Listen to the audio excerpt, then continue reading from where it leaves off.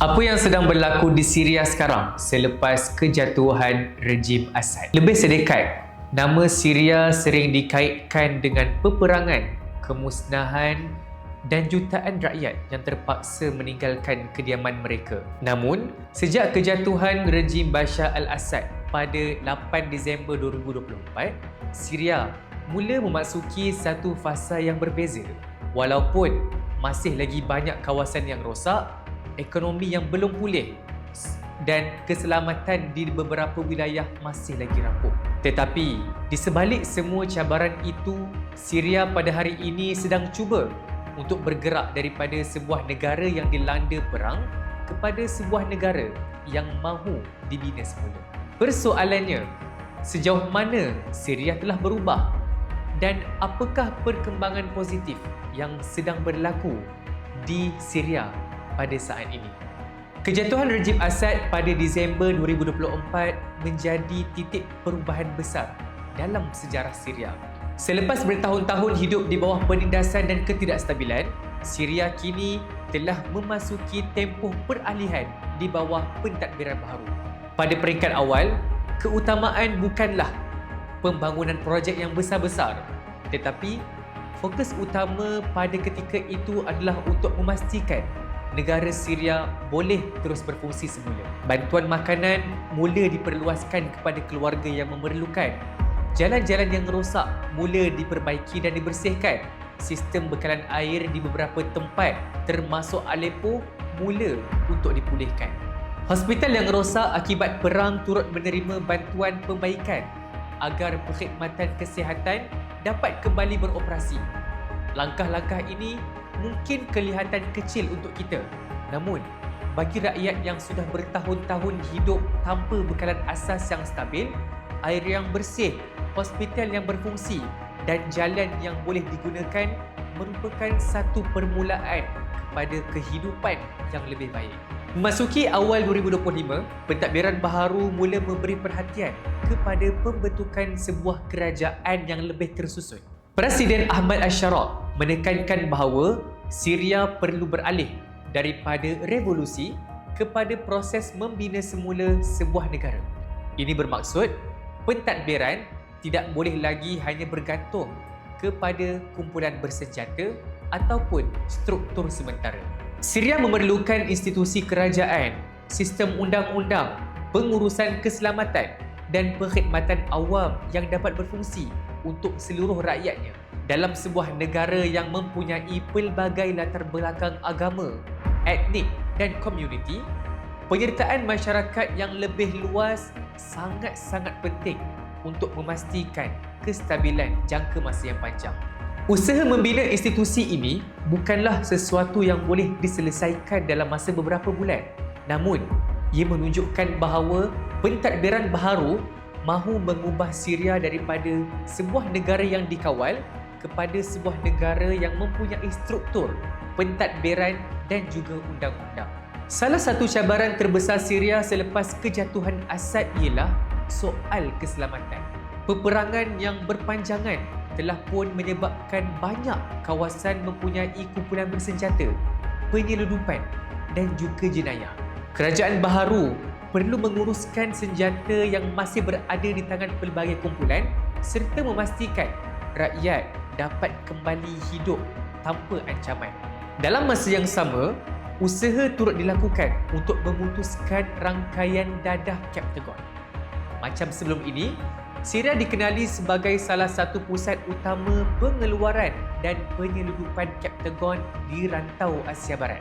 Dadah tersebut bukan sahaja memberi kesan kepada Syria, malah diseludup ke negara-negara jiran dan menjadi sumber pendapatan besar kepada kerajaan sebelum ini.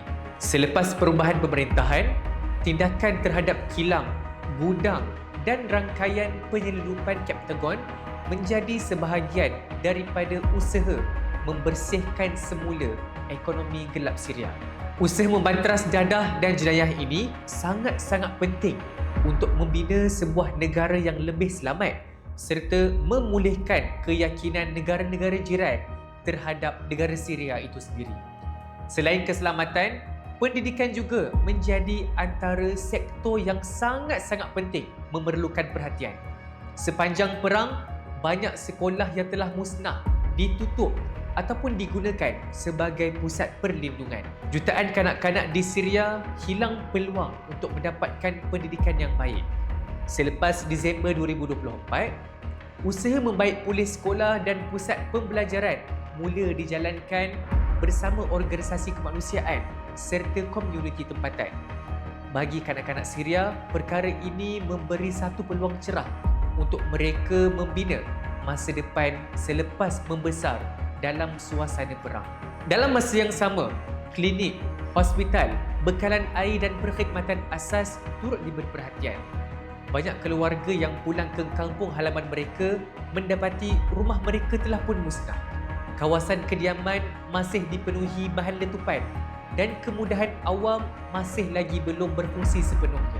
Justeru, usaha membina semula Syria ini bukanlah sekadar membaik pulih bangunan, malah melibatkan juga pemulihan keseluruhan komuniti. Kawasan perlu dipastikan selamat untuk didiami di samping memulihkan bekalan asas seperti air, elektrik, sekolah dan kemudahan kesihatan. Inilah asas sebenar kepada proses membina semula Syria. Satu lagi perkembangan penting berlaku apabila isu sekatan antarabangsa terhadap Syria mula diberikan perhatian. Selama beberapa dekad, sekatan ekonomi telah menghadkan akses negara Syria ini kepada sistem perbankan, perdagangan, pelaburan dan pelbagai barangan penting. Walaupun sekatan tersebut pada asalnya dikenakan terhadap kerajaan Assad, tetapi kesannya turut dirasai oleh seluruh rakyat biasa. Syarikat sukar menjalankan transaksi antarabangsa, import ubat-ubatan dan peralatan menjadi lebih rumit. Projek pembinaan pula berdepan dengan masalah untuk mendapatkan bahan dan juga pembiayaan. Pada Jun 2025, Amerika Syarikat mula mengambil langkah untuk menarik semula sebahagian besar sekatan terhadap Syria. Perkembangan ini memberi satu ruang baharu kepada negara tersebut untuk berhubung semula dengan ekonomi dunia. Ia membuka peluang kepada transaksi perbankan, import bahan binaan, pemulihan sektor tenaga dan kemasukan pelaburan. Menjelang 2026, pendekatan Syria terhadap pemulihan ekonomi sudah mula berubah. Pentadbiran baharu mahu negara itu bergerak daripada terlalu bergantung kepada bantuan kepada pembangunan yang didorong oleh pelaburan. Bantuan kemanusiaan masih lagi sangat diperlukan, terutama bagi keluarga yang kehilangan rumah, pekerjaan dan sumber pendapatan. Namun, bantuan semata-mata tidak dapat membina semula ekonomi yang mampan. Syria memerlukan pelaburan dalam sektor perumahan, tenaga, pertanian, pengangkutan, kesihatan dan juga pendidikan. Apabila sekatan dilonggarkan, lebih banyak ruang terbuka untuk syarikat luar, negara serantau dan masyarakat Syria di luar negara terlibat dalam proses pembinaan semula Syria. Pelaburan juga berpotensi membuka peluang pekerjaan kepada rakyat. Ini sangat penting kerana salah satu cabaran terbesar Syria ialah memastikan golongan muda mempunyai masa depan di negara mereka sendiri dan tidak terus bergantung kepada bantuan ataupun terpaksa berhijrah ke negara lain. Perubahan di Syria turut dapat dilihat melalui hubungannya dengan masyarakat antarabangsa. Pada September 2025, Presiden Ahmad Al-Sharaa berucap di Perhimpunan Agung Pertubuhan Bangsa-Bangsa Bersatu. Dalam ucapannya, beliau menyeru agar semua sekatan terhadap Syria ditamatkan dan meminta masyarakat antarabangsa menyokong usaha pembinaan semula negara tersebut. Kemunculan Syria di pentas antarabangsa membawa mesej bahawa negara itu mahu keluar daripada pengasingan. Pada November 2025, Majlis Keselamatan PBB turut mengeluarkan Al-Sharaa dan Menteri Dalam Negeri Syria daripada senarai sekatan berkaitan keganasan. Amerika Syarikat dan juga Britain kemudian mengambil langkah yang sama. Perkembangan ini menunjukkan peningkatan penerimaan antarabangsa terhadap pentadbiran baharu Syria. Walaupun kepercayaan antarabangsa masih perlu dibina, Perubahan tersebut membuka ruang kepada hubungan diplomatik, kerjasama ekonomi dan bantuan pembangunan yang lebih luas. Perubahan politik hanya benar-benar bermakna apabila rakyat yang dapat merasai kesannya. Hari ini, sebahagian rakyat Syria yang pernah melarikan diri mula mempertimbangkan untuk kembali ke negara mereka semula.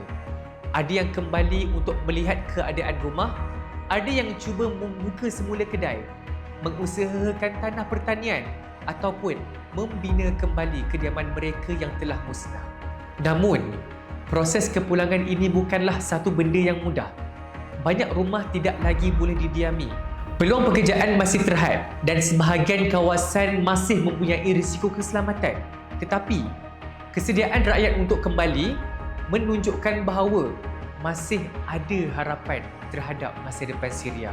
Selepas bertahun-tahun hidup sebagai pelarian, ramai hanya mahu kembali ke tanah air dan memulakan kehidupan baru bersama keluarga tercinta. Walaupun hanya dalam tempoh kurang 2 tahun, beberapa perubahan penting telah berlaku dengan pantas. Yang pertama, pengkhidmatan asas mula dipulihkan. Yang kedua, institusi kerajaan mula dibentuk semula.